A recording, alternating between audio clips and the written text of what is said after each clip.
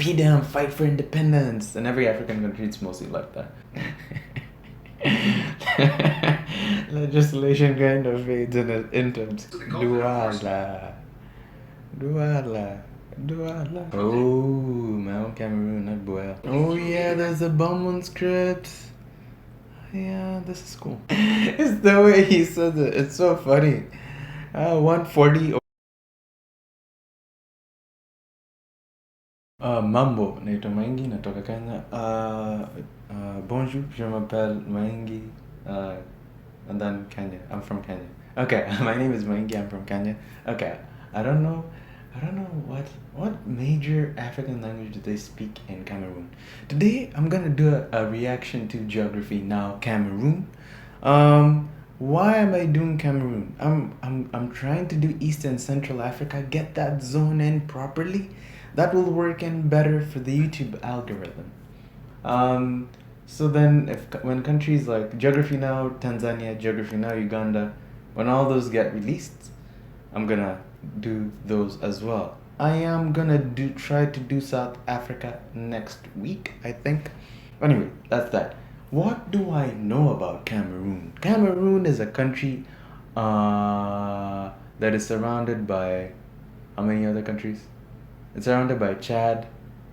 It's surrounded by Nigeria. Is Niger? Does Niger border Cameroon? I don't know. Guinea, Equatorial Guinea, Gabon, and then Republic of Congo, I think. I don't know. Now, Cameroon, Chad, Equatorial Guinea, all these Republic of Congo, Central African Republic as well, borders Cameroon. Now all these countries, and Chad as well. Did I mention Chad? As well, like all these countries, they're part of the Central African franc. Is it the CEMAC? I don't know. Something like that. They share a currency. Anyway, they are in a single currency zone and all of that. That's pretty cool. The East African community on the other side of East Africa is trying to get that thing going. Anyways, what else do I know about Cameroon? The capital is Yaoundé, but the financial hub is Douala. There are other towns. I promise I did not look at this up right before the video. I tried to be as authentic as possible. There are other cities. Ngaoundere, in the north. What other cities? Burtua, Garua. I know those because they kind of sound the same. Yeah, that's pretty much it. Oh, Bamenda, Bafoussam. I know there's a mountain, Mount Boya. Is it the tallest mountain? In African countries in English, they say the tallest mountain. In American, when you use British English. When you use American English, you say the highest mountain. So let me just clarify that. So in British English, the tallest mountain, maybe is it Boya? It's right close next to Douala. What else about Cameroon? I don't know the percentage of Christians and Muslims.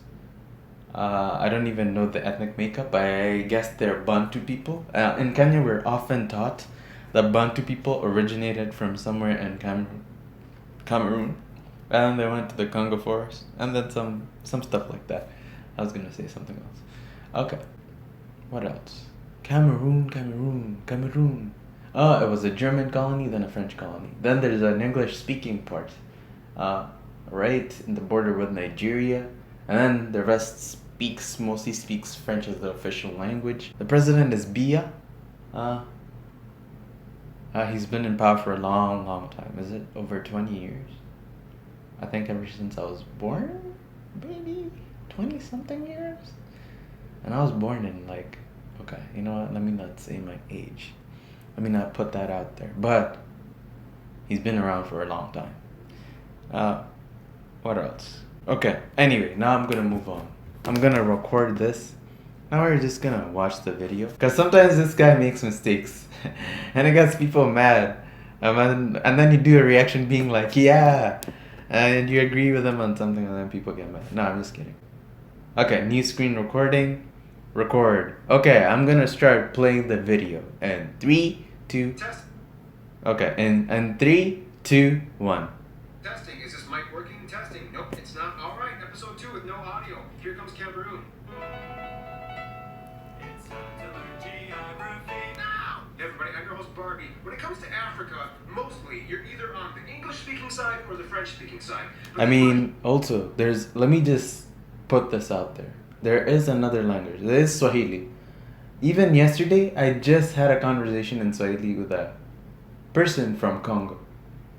So Swahili is also a major language spoken. It's just that most people don't know about it. Okay, Swahili speakers, the number of primary speakers is at least over about 200 million at this point. Because most people in the EAC speak it, and then Congo, on the eastern side though. On the western side, they speak Lingala or Kituba. Or Kituba is also called Kikongo. And then there's Shiluba. Okay, let me. And you find this Okay, mostly in English and French. But then I wanted to say what African language is also really spoken. unusual hybrid anomaly. But first, the flag of Cameroon is pretty simple. It's just a three-colored tri-band with green, red, and yellow defaced with a yellow star in the middle. Like a lot of other flags in Africa, the flag uses the Pan-Africanist movement colors to symbolize the freedom from colonization. The green is generally understood to symbolize the forests and the green landscape in the southern part of the country. The yellow Red, for the savannas in the north. red is probably blood and like freedom, fight for independence. In every African country, it's mostly like that. Now, the Pan-African colors, you have two types. You have the black, red, green, or you have the yellow, red, green. Black to represent the black people. In like the case of a country like Kenya, in South Africa as well, they have the black one. And then yellow. Okay, I don't know. And the red, say it with me. Aha, you thought I was going to say the bloodshed of those who fought for the country. No, it stands for unity. Unity! Red is unity? What? Okay, never mind. Keep in mind, this flag is almost completely identical to the flag of Senegal. The only difference is the color scheme in the middle. The band is yellow with a green star. I like to think of it like this. When it comes to the middle band, it's Cameroon red and SANAA green. I know that's terrible, but it works for me. Oh my god. Modern-day Cameroon's boundaries kind of have a strange story behind it because it kind of has to do with 3 European countries and multiple tribal peoples in the area. But first, although generally classified under the region of Central Africa, Cameroon is located in the crossroads between West Africa and Central Africa, right at the Bight of Bonny on the Gulf of Guinea, often referred to as the hinge of Africa as it borders 6 other countries. From a whole, the shape of the country has a narrow neck corridor in the north with a beak that makes it look like a cockatiel or a backwards unicorn duck. By the way, backwards unicorn duck, my sister came up with that joke. Ow! Kind of like Afghanistan, the reason why the country is shaped like that kind of has to do with European history. In the quickest way I can summarize this, first the Germans took over, then the English, then the French, then after independence, the English sides had to decide whether they wanted to integrate with Nigeria or the rest of Cameroon. The north sides chose Nigeria, and the south side chose Cameroon. This effectively carved out the northern borders of Cameroon, giving it its distinct narrow panhandle that reaches all the way up to Lake Chad, or what's left of Lake Chad. We'll talk about that in the next section. One thing you have to understand is that even though this island is incredibly close and off the coast of Cameroon, it is actually not part of Cameroon. It's Bioko Island, home to Malabo, the capital city of Equatorial Guinea, the only country in Africa that speaks Spanish. Yeah, wait till we get to that country. Cameroon is split up into 10 semi-autonomous regions, and when I say semi-autonomous, I kind of mean that in a very literal sense because in Africa, legislation kind of fades into obscurity when you go into rural... Legislation kind of fades into obscurity. Okay, it happens. I'll admit, it happens. I'll admit this is just... I don't know. It's true. With the exception of Littoral and Adamawa, each of these regions is pretty much named after the cardinal direction that it's located in. East, west, north, center, and the top is the extreme north or far north. However, Cameroon actually has a lot of accidentally named places too. I mean, the name Cameroon comes from the Portuguese word camaroes, which means shrimp because they found shrimp in the rivers when they discovered the area. The capital is Yaoundé, located in the center region, and still retains a bit of its French colonial imprint from early days when it was part of the French Empire. However, in postmodern years, they've actually built an influx of unique Africanized high-rises with unique geometric shapes and forms inspired from indigenous patterns and architecture. I mean, just look at the CNPS building with its massive boulder. Shh, don't ask. Let it be. It's Africa. The largest and economically busiest city in Cameroon, though, is Douala, located right on the coast of the Gulf. Douala. It's not Douala. Is it Douala? Or am I pronouncing? Isn't it Douala? We all said Douala. Cameroon's largest. It's literally right there, Douala. Industry. Basically, the most heavily populated areas are on the coasts, the center, the north, and everywhere else is pretty much just sparsely populated with little pod towns that are interconnected with these small dirt roads that look like a spider's web with flies caught in it. Due to the fact that ground transportation is not really well maintained, I mean only about 10% of Cameroon's roads are paved with tar. Many of the towns have small airplane runways that they receive mail and packages on sporadic occasions. Entrance into the forest is difficult sometimes, and the terrain can cause a lot of travel difficulties the further inland you go. Let's talk about that terrain, shall we? Cameroon's land is without a doubt very unique and rich, which is why, in context, you can kind of understand why the journey. Well, Cameroon is about, is it 475,000 square kilometers? I think. Kenya's about 582,000 square kilometers. Don't believe anything anyone else says. It's 582,000, not 580,000.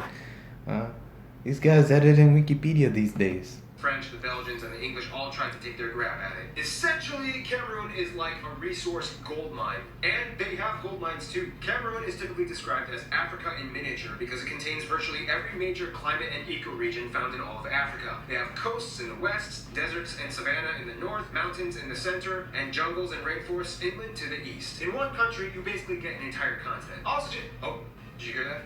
Oh. It's the sound of eco-enthusiast budget travelers having seizures of joy. However, you can't just waltz into Cameroon and take on any region you want. You gotta be a little careful. Cameroon still has some active volcanoes, including Mount Cameroon, the tallest mountain in Cameroon that lasts Mount Cameroon, not Buea. 1,000. See, the thing is, Cameroon lies on the Cameroon Line, which is a geological region of volcanic activity that extends from the Gulf of Guinea on the chain of islands like Sao Tome and Principe, all the way inland through the area of the Oku volcanic fields that extend all the way to Lake Chad. Cameroon is also home to 2 of the only 3 known exploding lakes in the world. These are lakes that have magma under them, and the lake slowly leaks carbon dioxide into the waters, and upon earthquakes or landslides and a rare catastrophic phenomena, the lake emits huge puffs of carbon dioxide that in return can asphyxiate and kill any living creature and person in the direct vicinity. In 1986, the lake exploded and killed about 1,700 people and 3,000 animals and livestock. They were effectively suffocated to death, and this was the first known and recorded incident of such a natural event. The mountainous area inland has humid rainforests and jungles that can be found. I did not know that. Did you see that? Lake Nyos? The wettest places on Earth, and an abundance of wildlife, many of which are actually endemic to the area, including the incredibly rare Cross River gorilla. Further inland to the east, the land slopes into a plateau. What was the name of that gorilla? Harambe, I remember. Pumzika, is it in Swahili? Rest in peace is Pumzika kwa amani. Pumzika na amani. Anyway, R.I.P. Harambe. With even sparser populated regions where flocks of primates, birds, reptiles, and amphibians call home. Now, here's where things get interesting. When you head north, and specifically to the furthest north regions, everything gets dry and earthy. And that's the cool thing about Cameroon. It's the only country in Africa that claims sovereignty over regions that stretch all the way from the dense jungles of the Central African region to the north dry arid Sahel. Now, in this area, and specifically at the northernmost tip of the country, you reach Lake Chad, which is kind of drying up. Now, just like the Aral Sea, which we will talk about and discuss in about 87,926 years when we do the episode on Uzbekistan, in the past 50 years, Lake Chad has dramatically shrunk due to the growing demand for water by peoples in the area. Today, it's only at about 5% the size it originally was decades ago. Cameroon actually owns one of the largest portions of the lake that actually still has a substantial amount of water in it. The strange thing, though, is that even though the lake has dried, the land that the water once filled became loaded with plants and grasses, creating a strange green blot in the middle of what seems like a vast, empty, arid desert. In a weird way, this actually allowed people to move into the land that was once underwater and cultivated. Funny how people function that way. Now let's talk about these people.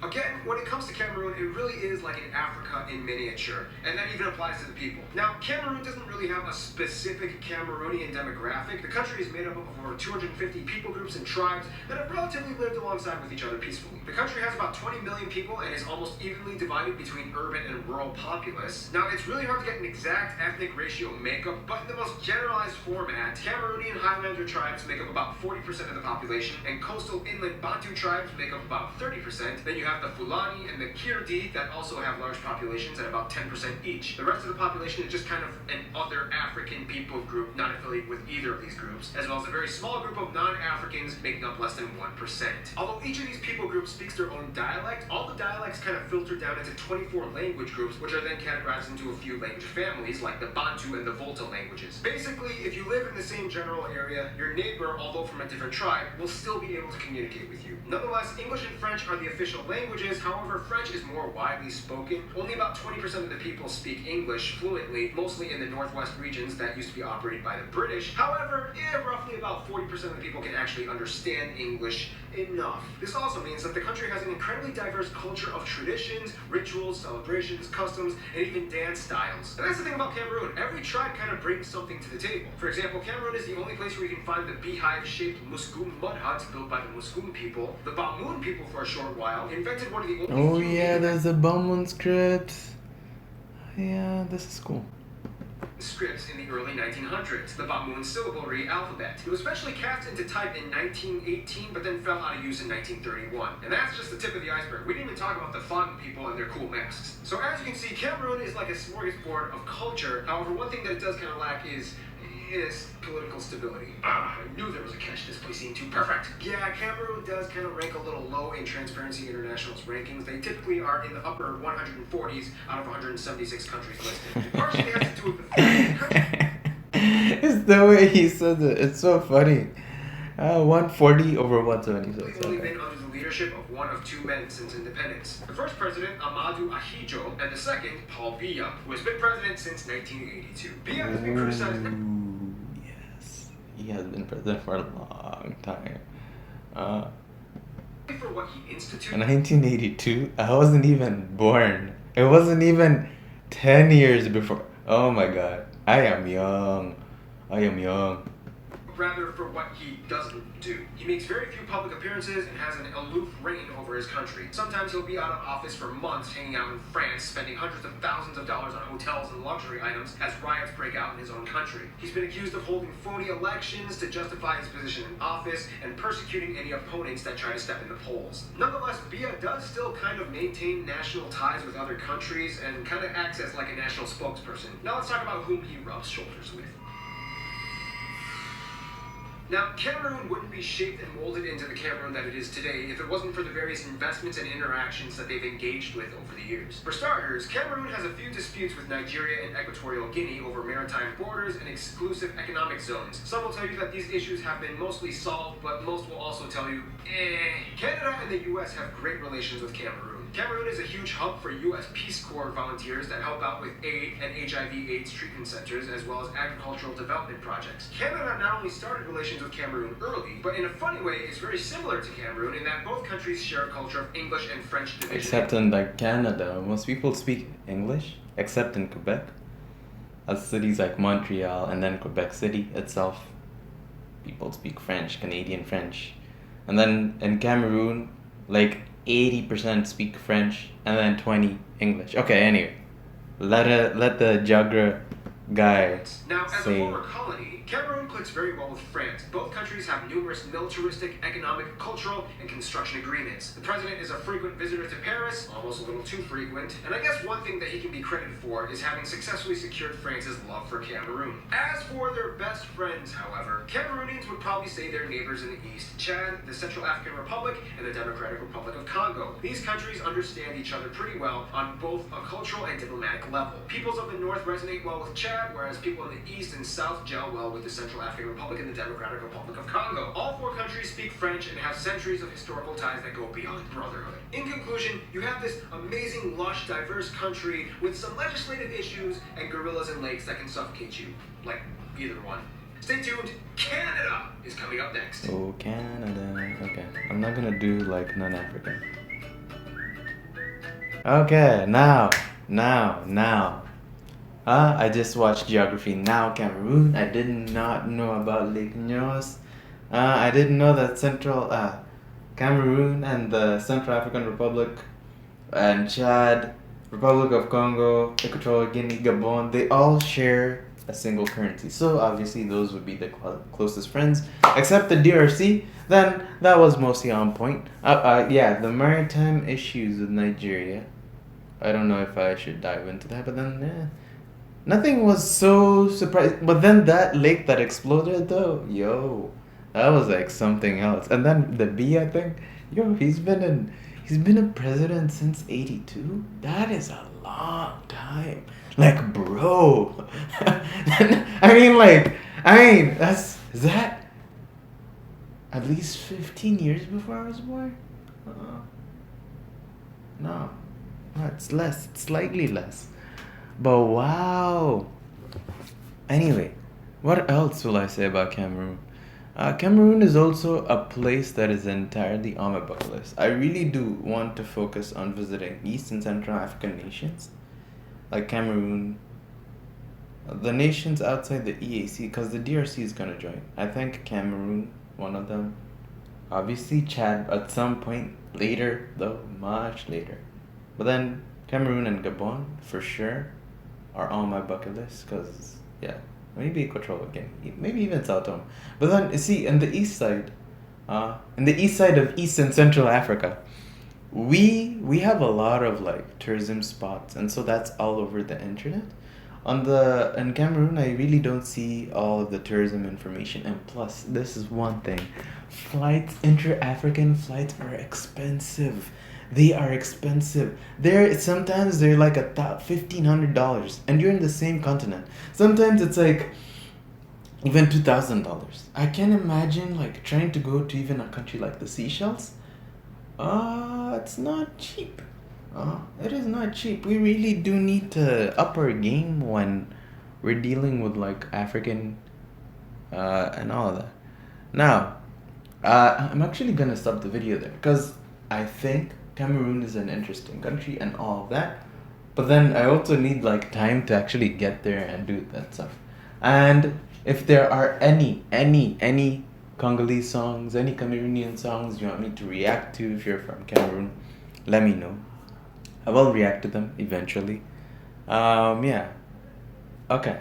Asanteni sana. Asanteni sana is how we say thanks in Swahili. In the Swahili spoken in Kenya, Tanzania, Congo DR, Congo Kinshasa, and then yeah. Some Ugandans speak it. Some people from Rwanda speak it. I think a significant number of Burundians speak it. Because I've met like at least one Burundian, and the Swahili was a bit too good, and they hadn't lived in Kenya. So I was like, I'm on to you, bro. Actually, it wasn't a bro. It was a woman. Anyway, asanteni sana.